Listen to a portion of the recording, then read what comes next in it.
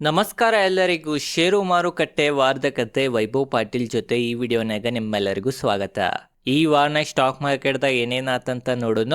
ಮತ್ತು ಮುಂದಿನ ವಾರ ಎತ್ತರ ಮ್ಯಾಗ ಕಣ್ಣಿಡ್ಬೇಕು ನಾವೊಬ್ರು ಹೂಡಿಕೆದಾರರಾಗಿ ಅಂತ ಅದ್ರ ಬಗ್ಗೆ ತಿಳ್ಕೊಳ್ಳೋಣ. ಮತ್ತು ಕೆಲವೊಂದು ನೆಗೆಟಿವ್ ಸುದ್ದಿಗಳನ್ನು ಬರತ್ತಾವ.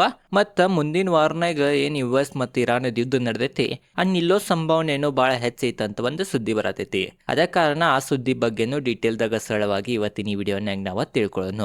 ನೋಡ್ಬೋದು ನಾವು ಈ ವಾರದ ನಿಫ್ಟಿ ಪರ್ಫಾರ್ಮೆನ್ಸ್ ನೋಡ್ರೆ 0.17% ನೆಗೆಟಿವ್ನಾಗ ಕ್ಲೋಸಿಂಗ್ ಕೊಟ್ಟೈತ್ರಿ, ಅಂದ್ರೆ ಫ್ಲಾಟ್ ಅನ್ನ ಕೊಟ್ಟೈತೆ ಅಂತ ನಾವು ಅನ್ಬೋದ. ಅದೇ ತರ ಬ್ಯಾಂಕ್ ನಿಫ್ಟಿ ಈ ವಾರದ ಪರ್ಫಾರ್ಮೆನ್ಸ್ ನೋಡ್ರೆ 0.06% ಬಿದ್ದೈತಿ, ಅದು ಸಹ ಫ್ಲಾಟ್ ಏನ ಐತಿ, ಆದ್ರೂ ನೆಗೆಟಿವ್ನಾಗ ಕ್ಲೋಸಿಂಗ್ ಕೊಟ್ಟೈತಿ. ಮತ್ತು ಸೆನ್ಸೆಕ್ಸ್ ಪರ್ಫಾರ್ಮೆನ್ಸ್ ಈ ವಾರ ನೋಡ್ರೆ 0.53% ನೆಗೆಟಿವ್ ಐತಿ. ಮೂರು ಲಾರ್ಜ್ ಕ್ಯಾಪ್ ಇಂಡೆಕ್ಸ್ಗಳ ನಿಫ್ಟಿ ಆಗಲಿ, ಬ್ಯಾಂಕ್ ನಿಫ್ಟಿ ಆಗಲಿ, ಸೆನ್ಸೆಕ್ಸ್ ಆಗಲಿ ನೆಗೆಟಿವ್ನ ಕ್ಲೋಸಿಂಗ್ ಕೊಟ್ಟವ.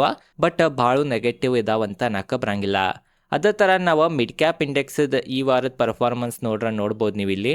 ಒಂದು ವಾರನಾಗ ಮಿಡ್ ಕ್ಯಾಪ್ 150 ಇಂಡೆಕ್ಸ್ 3.51% ಇರೈತಿ. ಮಿಡ್ ಕ್ಯಾಪ್ ಇಂಡೆಕ್ಸ್ ಭಾಳ ಇರೈತ್ರಿ.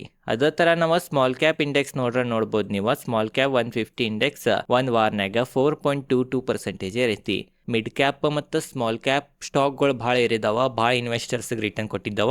ಬಟ್ ಲಾರ್ಜ್ ಕ್ಯಾಪ್ ಭಾಳ ಏರಿಲ್ಲ ಅಂತ ನಾವು ಅನ್ಬೋದು ಈ ವಾರನಾಗ. ಅದ ಕಾರಣ ನಿಫ್ಟಿ ಮತ್ತು ಸೆನ್ಸೆಕ್ಸ್ ಭಾಳ ಏರಿಲ್ಲ ಅಂದ್ರೂ ಜನರದ ಅಥವಾ ಹೂಡಿಕೆದಾರದ ಪೋರ್ಟ್ಫೋಲಿಯೋ ಗ್ರೀನ್ ಐತಿ. ಯಾಕಂತಂದ್ರೆ ಮಿಡ್ ಕ್ಯಾಪ್ ಮತ್ತು ಸ್ಮಾಲ್ ಕ್ಯಾಪ್ ಒಳ್ಳೆ ರಿಟರ್ನ್ ಈ ವಾರ ಕೊಟ್ಟಿದ್ರಿಂದ ಅಂತನೂ ನಾವು ಅನ್ಬೋದ. ಅದೇ ತರ ನಾವು ನಿಫ್ಟಿ 500 ಪರ್ಫಾರ್ಮೆನ್ಸ್ ನೋಡ್ಬೋದು ನಾವು. ಈ ವಾರನಾಗ ನಿಫ್ಟಿ 500 ಪರ್ಫಾರ್ಮೆನ್ಸ್ ನೋಡ್ರೆ 0.98% ಪಾಸಿಟಿವ್ ಐತಿ.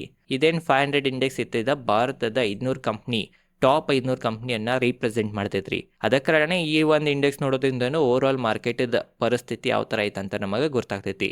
ಓವರ್ ಆಲ್ ನೋಡ್ರ ಈ ವಾರನಾಗ ಮಾರ್ಕೆಟ್ ಪಾಸಿಟಿವ್ನೇ ಇತ್ತ. ಪಾಸಿಟಿವ್ ಇರಾಕ್ ಮೇನ್ ಕಾರಣ ಏನಂತಂದ್ರೆ ಕ್ರೂಡ್ ಆಯಿಲ್ ಬೆಲೆ $110 ಮ್ಯಾಗ ಅದು ಹೋಗಿತ್ತ. ಅದು ಒಮ್ಮೆ ಬಿದ್ದ ಹೋದ ವಾರನಾಗ $98-99 ಮೇ ಬಂತ. ಅದ ಕಾರಣ ಮಾರ್ಕೆಟ್ ಪಾಸಿಟಿವ್ ಐತಂತ ನಾವು ಅನ್ಬೋದ. ಅದ್ರಾಗೂ ಮೇನ್ ರುಪೀಸ್ ಅನ್ನು ಡಾಲರ್ ವಿರುದ್ಧ 95 ಟಚ್ ಐತ್ರಿ. $1 = 95 ರುಪೀಸ್ ಆಗಿತ್ತ. ಅದು ಸಹ ಈಗ ಸ್ವಲ್ಪ ಸ್ಟ್ರಾಂಗ್ ಐತ್ರಿ. ರುಪೀಸ್ ಬಹಳ ಸ್ಟ್ರಾಂಗ್ ಅನ್ನಕ್ ಬರಂಗಿಲ್ಲ, 94 ಸಮೀಪ ಅದು ಟ್ರೇಡ್ ಮಾಡತೈತಿ.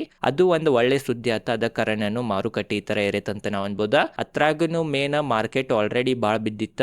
ಅದ ಕಾರಣ ಮಾರ್ಕೆಟ್ನಾಗ ಸ್ವಲ್ಪ ಬಾಯಿಂಗ್ ಬಂದೈತಿ ಡಿಪ್ನಾಗ. ಆ ಒಂದ್ ಕಾರಣದಿಂದಾನು ಮಾರ್ಕೆಟ್ ಏರೈತಂತ ನಾವು ಅನ್ಬೋದ. ಓವರ್ ಆಲ್ ಮಾರ್ಕೆಟ್ ಪರಿಸ್ಥಿತಿ ನೋಡ್ರ ಹೋದ ವಾರನಾಗ ಏರಿಲನ್ನು ಬಿದ್ದಿಲ್ಲನ್ನು ಫ್ಲಾಟ್ ಐತಿ. But small cap mid cap index positive ಇದಾವ. ಅದೇ ತರ ನಾವು ಗ್ಲೋಬಲ್ ಮಾರ್ಕೆಟ್ ನೋಡ್ರ ಫ್ರೈಡೇ ದಿನ US ಮಾರ್ಕೆಟ್ ಪಾಸಿಟಿವ್ ನ ಕ್ಲೋಸಿಂಗ್ ಕೊಟ್ಟವ್ರಿ.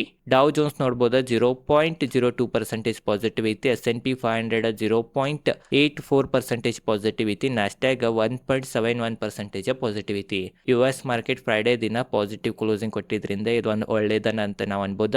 ಅದೇ ತರ ಯುರೋಪಿಯನ್ ಮಾರ್ಕೆಟ್ ಪರ್ಫಾರ್ಮೆನ್ಸ್ ನೋಡ್ರ 7 ಮೇ ಮತ್ತು 8 ಮೇ ಯುರೋಪಿಯನ್ ಮಾರ್ಕೆಟ್ ಓಪನ್ ಇದ್ದು. ಅವಾಗಿನ ಪರ್ಫಾರ್ಮೆನ್ಸ್ ನೋಡ್ಬೋದು ನೆಗೆಟಿವ್ ಐತಿ. ಇದು ಒಂದು ನೆಗೆಟಿವ್ ಪಾಯಿಂಟ್.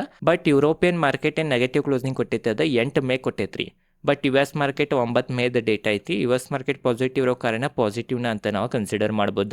ಮತ್ತು ಭಾರತದ ಗಿಫ್ಟ್ ನಿಫ್ಟಿನೂ ಏನು 9 ಮೇ ಕ್ಲೋಸಿಂಗ್ ಆಗ್ತೈತಿ. ಇದು ಭಾರತದ ಫ್ಯೂಚರ್. ಇದು ಮಾರ್ಕೆಟ್ ಕ್ಲೋಸ್ ಆಗೋಣ ಓಪನ್ ಇರ್ತೈತಿ. ಇದು 9 ಮೇ ಕ್ಲೋಸಿಂಗ್ ಐತ್ರಿ ಗಿಫ್ಟ್ ನಿಫ್ಟಿ. ಅದು ಸಹ 0.16% ಏರಿ ಪಾಸಿಟಿವ್ನ ಕ್ಲೋಸಿಂಗ್ ಕೊಟ್ಟೈತಿ. ಅದ ಕಾರಣ ನಾಳೆ ದಿನ ಮಾರ್ಕೆಟ್ ಸ್ವಲ್ಪ ಪಾಸಿಟಿವ್ನ ಓಪನ್ ಆಗ್ಬೋದ. ಯಾವ್ದ್ರೆ ನೆಗೆಟಿವ್ ಸುದ್ದಿ ಬರ್ಲಿಲ್ಲ ಅಂದ್ರ ಬಂತಂತಂದ್ರ ಮತ್ ಮಾರ್ಕೆಟ್ ಪರಿಸ್ಥಿತಿ ಏನ 2-3 ವಾರ ಹಿಂದಿಂದ ಆಗತೈತಿ, ಬಿದ್ದೇನ್ ಓಪನ್ ಆಗತೈತಿ, ಅದೇ ತರಾನು ಆಗ್ಬೋದ. ಬಟ್ ಇವೆಲ್ಲ ನೋಡ್ರಿ US ಮಾರ್ಕೆಟ್ ಪಾಸಿಟಿವ್ ಐತಿ, ಭಾರತದ ಗಿಫ್ಟ್ ನಿಫ್ಟಿ ಪಾಸಿಟಿವ್ ಐತಿ. ಬಟ್ ಗಿಫ್ಟ್ ನಿಫ್ಟಿ ಬಹಳನು ಪಾಸಿಟಿವ್ ಐತಂತ ನಾಕ ಬರಂಗಿಲ್ಲ. ಮತ್ ನಾವು FIDIs ಡೇಟಾ ನೋಡ್ಬೋದು ನೀವು. ಮೇ ತಿಂಗಳಿನಾಗ FIs ಕಂಟಿನ್ಯೂಸ್ ಸೆಲ್ಲಿಂಗ್ ಅನ್ನ ಮಾಡ್ಕೊಂಡ್ ಬಂದಾರಿ. 8 ಮೇ ದಿನಾರೆ 4110 ಕೋಟಿದ ಸೆಲ್ಲಿಂಗ್ ಮಾಡ್ಯಾರ. DIs ಕಂಟಿನ್ಯೂ ಬೈಯಿಂಗ್ ಮಾಡತ್ತಾರ. ಆದ್ರೂ FIs ಬೈಯಿಂಗ್ ಯಾವಾಗಿನ ತನಕ ಭಾರತದ ಮಾರುಕಟ್ಟೆನಾಗ ಬರಂಗಿಲ್ಲ. ಅವಾಗಿನ ತನಕ ಭಾರತದ ಮಾರುಕಟ್ಟೆ ಪರಿಸ್ಥಿತಿ ಇದೇ ತರ ಇರೋ ಸಂಭಾವನೆ ಬಹಳ ಹೆಚ್ಚಿತ್ತಂತ ಎಕ್ಸ್ಪರ್ಟ್ಗಳು ಅನ್ನತಾರ. FIs ಭಾರತದ ಮಾರುಕಟ್ಟೆ ಮರಳಿ ಬರಾಕ ಏನ್ರ ಒಂದು ಸ್ಟ್ರಾಂಗ್ ಡಿಸಿಷನ್ ಗೌರ್ಮೆಂಟ್ ತಗೋಬೇಕಾ, ಗೌರ್ಮೆಂಟ್ ಇದ್ರ ಬಗ್ಗೆ ಯೋಚನೆ ಮಾಡ್ಬೇಕಾ. ಮತ್ತು ಭಾರತದ ಕಂಪ್ನಿಗಳದಾಗನು ಈಗ ಅಷ್ಟು ಒಳ್ಳೆ ರಿಸಲ್ಟ್ ಅದು ಬರುವಾತ. ಮತ್ತು ಭಾರತದ ಕಂಪ್ನಿಗಳನ್ನು AI ಅದು ಕೆಲಸ ಮಾಡವಲ್ಲು ರೀ. ಅದ ಕಾರಣನು ಮತ್ತೆ ಮರಳಿ FIs ಬರವಲ್ರ. ಬಟ್ ಒಂದ್ಸಲ ಭಾರತದ ಕಂಪ್ನಿಗಳನ್ನು ಫುಲ್ AI ಅದು ಕೆಲಸ ಮಾಡತ್ತು, ಕಂಪ್ನಿಗಳದ ರಿಸಲ್ಟ್ ಒಳ್ಳೇದು ಬರತ್ತಿತ್ತ, ಗೌರ್ಮೆಂಟ್ನು ಏನ್ರಿ FIಸ್ಗೆ ಅಟ್ರಾಕ್ಟ್ ಮಾಡಕ್ಕೆ ಯಾವ್ದ್ರ ಕೆಲವೊಂದು ಸ್ಕೀಮ್ಗಳನ್ನ ತಂದ್ರ ಮತ್ತೆ ಖಂಡಿತವಾಗಿ FIs ಮತ್ತು ಭಾರತದ ಮಾರುಕಟ್ಟೆಗೆ ಮರಳಿ ಬರಬಹುದ. ಬಂದ್ರಂದ್ರ ಮತ್ತೆ ಮಾರ್ಕೆಟ್ ಆಲ್ ಟೈಮ್ ಟಚ್ ಆಗೋದ ಖಂಡಿತನ ಅಂತ ನಾವು ಅನ್ಬೋದ. ಅದೇ ತರ ನಾವೀಗ US ಮತ್ತು ಇರಾನದ ಯುದ್ಧದ ಪರಿಸ್ಥಿತಿ ನೋಡ್ಬೋದು ನೀವು. US ಮತ್ತು ಇರಾನದ ಯುದ್ಧದಿಂದ ಇನ್ನ ತನಕ ಹಾರ್ಮೋಜ್ ಜಲಸಂಧಿ ಕ್ಲೋಸ್ ಐತಿ. ಅದ ಕಾರಣ ಇದೊಂದು ಬಹಳ ದೊಡ್ಡ ನೆಗೆಟಿವ್ ಪಾಯಿಂಟ್ ಅನ್ಬೋದ. ಅತ್ರಾಗನು ಮೇನ್ ನಿನ್ನೆ ಏನಂತಂದ್ರ US ಮತ್ತು ಇರಾನದ ಸೈನಿಕರ ಯುದ್ಧ ಮಾಡಾತಿರ. ಅತ್ರಾಗ ಒಂದ್ ಶಿಪ್ ಅಡ್ಡ ಬಂತ. ಆ ಶಿಪ್ ಸ್ವಲ್ಪ ಹಾನಿ ಆತ. ಅತ್ರಾಗ ಭಾರತೀಯರ ಸೆಲ್ಲರ್ಸ್ ಏನಿರ್ತಾರ ಅವ್ರ ಸಾವನ್ನಪ್ಪಿರಂತ. ಅದ ಕಾರಣ ಇದೊಂದು ಬಹಳ ದೊಡ್ಡ ನೆಗೆಟಿವ್ ಪಾಯಿಂಟ್. ಮತ್ತೆ ಈ ಒಂದ್ ಸುದ್ದಿಲಿ ನಮಗೇನ್ ಗೊತ್ತಾಗ್ತೈತೆ ಅಂತಂದ್ರ ಏನ್ ಸ್ಟೇಟ್ ಆಫ್ ಹಾರ್ಮೋಸ್ ಬರೀ ಕ್ಲೋಸ್ ಐತಿ, ಅಲ್ಲೇನ್ ಯುದ್ಧ ನಡಿವಾತಂತೇನ್ ಎಲ್ಲಾರ್ಗು ಅನ್ಸತಿತ್ತ. ಅದ್ ಸುಳ್ಳು ಅಂತ ನಾವ್ ಅನ್ಬೋದ. ಸ್ಟೇಟ್ ಆಫ್ ಹಾರ್ಮೋಸ್ ಕಡೆ ಇನ್ನ ದಾಳಿಗಳದು ನಡ್ದಾವ. ನೋಡ್ಬೋದು ನೀವ ನಿನ್ನೆ ದಿನಾನ ಭಾರತೀಯರ ಸಾವನ್ನಪ್ಪಿರ. ಅದ ಕಾರಣ ಇದೊಂದು ಬಹಳ ದೊಡ್ಡ ನೆಗೆಟಿವ್ ಪಾಯಿಂಟ್. ಇದ್ರಲ್ಲಿ ಏನ್ ಗೊತ್ತಾಗ್ತೈತೆ ಅಂತಂದ್ರ ಯುದ್ಧ ಇನ್ನ ಕಂಟಿನ್ಯೂನ ಐತ್ರಿ. ಯುದ್ಧ ಏನ್ ನಿಲ್ಲೋ ಹಂಗ ಕಾಣುವತ್ತ ಅಥವಾ ನಿಲ್ಲೋ ಸಂಕೇತ ಕಾಣುವತ್ತಂತ ನಾವ್ ಅನ್ಬೋದ.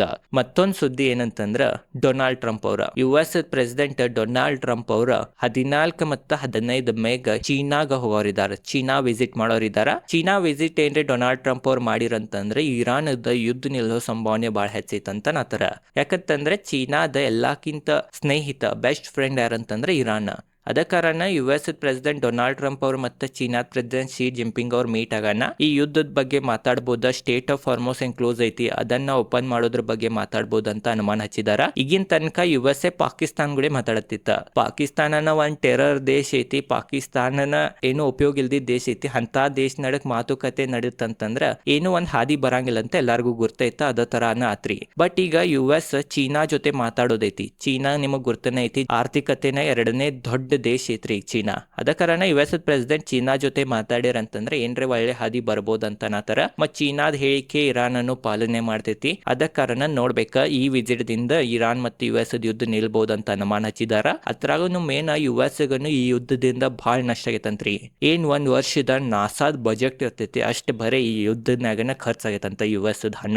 ಅದ ಕಾರಣ US ಅನ್ನು ಎಷ್ಟ್ ಆಗ್ತೈತಿ ಅಷ್ಟ್ ಈ ಯುದ್ಧದಿಂದ ಹೊರಗೆ ಬರಕ್ ಪ್ರಯತ್ನ ಪಡತೈತಿ. ಅದ ಕಾರಣ 10 ವರ್ಷದಿಂದ ಯಾರು ಪ್ರೆಸಿಡೆಂಟ್ ಚೀನಾಗ್ ಭೇಟಿ ಆಗಿಲ್ಲ, ಚೀನಾ ಪ್ರೆಸಿಡೆಂಟ್ ಜೊತೆ ಭೇಟಿ ಆಗಿಲ್ಲ. ಬಟ್ ಡೊನಾಲ್ಡ್ ಟ್ರಂಪ್ ಅವ್ರು ಯಾಕೆ ಭೇಟಿ ಆಗತ್ತಾರ ಅಂತಂದ್ರೆ ಇದ ಒಂದ್ ಯುದ್ಧದಿಂದನು ಅಂತ ಅನುಮಾನ ಹಚ್ಚಿದಾರ. ಈ ಒಂದ್ ವಿಸಿಟ್ ನಾಗ ಡೊನಾಲ್ಡ್ ಟ್ರಂಪ್ ಅವ್ರು ಬರೀ ಯುದ್ಧದ ಬಗ್ಗೆ ಅಷ್ಟ ಮಾತಾಡಂಗಿಲ್ಲ, ಚೀನಾ ಮತ್ತ ತೈವಾನದ ಬಗ್ಗೆನೂ ಮಾತಾಡ್ಬೋದ. ಚೀನಾ ಮತ್ತ ತೈವಾನದು ಏನ್ ಯುದ್ಧದ್ದು ನಡೀತಿರ್ತಾವ ಅದ್ರ ಬಗ್ಗೆನೂ ಮಾತಾಡ್ಬೋದು ಅಂತ ಅನುಮಾನ ಐತಿ. ಮತ್ತ US ದೊಡ್ಡ ದೊಡ್ಡ ಕಂಪ್ನಿ CEO ಅವರು ಓನರ್ ಅವರ ಏನ್ ಎನ್ವಿಡಿಯಾದ CEO ಇದಾರ ಅವರದ್ದು ಎಲ್ಲಾರು ಹೋಗೋರಿದಾರಿ. ಅದ ಕಾರಣ ಬಿಸ್ನೆಸ್ ರಿಲೇಟೆಡ್ ಮಾತುಕತೆ ಮತ್ತ ಟ್ರೇಡ್ ಡೀಲ್ ಬಗ್ಗೆ ಮಾತುಕತೆ ಅದು ನಡೆಯೋ ಸಂಭಾವನೆ ಬಾಳ ಹೆಚ್ಚೈತ ಅಂತ ನಾತರ. ಬಟ್ ಮೇನ್ ಇಂಪಾರ್ಟೆಂಟ್ ಏನಂತಂದ್ರ ಇದೇನ್ ವಿಸಿಟ್ ಆಗತ್ತೆ ಡೊನಾಲ್ಡ್ ಟ್ರಂಪ್ ಅವ್ರದ ಅದ ಮಾರ್ಚ್ ತಿಂಗಳನ್ಯಾಗನ ಆಗೋದೈತ್ರಿ. ಹಿಂದಿನ ಮಾರ್ಚ್ ನಾಗನ ಆಗೋದಿತ್ತಂತ್ರಿ. ಬಟ್ ಅದ ಯುದ್ಧದಿಂದ ಮುಂದ ದೂಡಿರ. ಬಟ್ ಈಗ 14 ಮತ್ತು 15 ಮೇ ಇಟ್ಟಾರ ಡೇಟ್. ಆ ಡೇಟ್ ಡೊನಾಲ್ಡ್ ಟ್ರಂಪ್ ಅವ್ರು ಹೋಗ್ತಾರೋ ಇಲ್ಲೋ ಅಂತ ನೋಡ್ಬೇಕ. ಹೋಗ್ಲಿಲ್ಲ ಅಂತಂದ್ರ ಮತ್ತೇನ್ ಇದ್ ಯುದ್ಧ ನಿಲ್ಬೋದಂತ ಮುಂದಿನ ವಾರನಾಗ ಸಂಭಾವನೆ ಐತನಾತರ ಈ ಒಂದ್ ವಿಸಿಟ್ ದಿಂದ. ಅದ್ ಮತ್ ಫೇಲ್ ಆಗೋ ಸಂಭಾವನೆ ಬಾಳ ಹೆಚ್ಚೈತಿ. ಬಟ್ ಹೋಗೋ ಸಂಭಾವನೆನ ಬಾಳ ಹೆಚ್ಚೈತ್ರಿ. ಎಲ್ಲಾ ರೆಡಿ ಆಗ್ಯಾರ. ಹೋಗಿ ಅಲ್ಲಿ ಒಂದ್ ಏನ್ರೆ ಒಳ್ಳೆ ಸುದ್ದಿ ಬಂತ, ಯುದ್ಧ ನಿಲ್ಲೋದ್ರ ಬಗ್ಗೆ ಅದು ಏನ್ರೆ ಸುದ್ದಿ ಬಂತಂದ್ರ ಭಾರತದ ಆರ್ಥಿಕತೆ ದೃಷ್ಟಿದಿಂದ, ಭಾರತದ ಷೇರು ಮಾರುಕಟ್ಟೆ ದೃಷ್ಟಿದಿಂದ, ಜಗತ್ತು ದೃಷ್ಟಿದಿಂದ, ಕ್ರೂಡ್ ಆಯಿಲ್ ಬೆಲೆ ದೃಷ್ಟಿದಿಂದ ಪಾಸಿಟಿವ್ ಅಂತ ನಾವ್ ಅನ್ಬೋದ. ಮತ್ತ ಭಾರತದ ಮಾರುಕಟ್ಟೆ ಪರಿಸ್ಥಿತಿ ಏನ್ ಈ ತರ ಆಗೈತಿ, ಒಂದ ರೇಂಜ್ ನಾಗನ ಏನ್ ಮೂವ್ ಆತೈತಿ, ಆ ರೇಂಜ್ ದಿಂದ ಹೊರಗೆ ಬರೋದನ್ನ ಸಂಭಾವನೆ ಬಾಳ ಹೆಚ್ಚಿತ್ತಂತ ನಾವ್ ಅನ್ಬೋದ.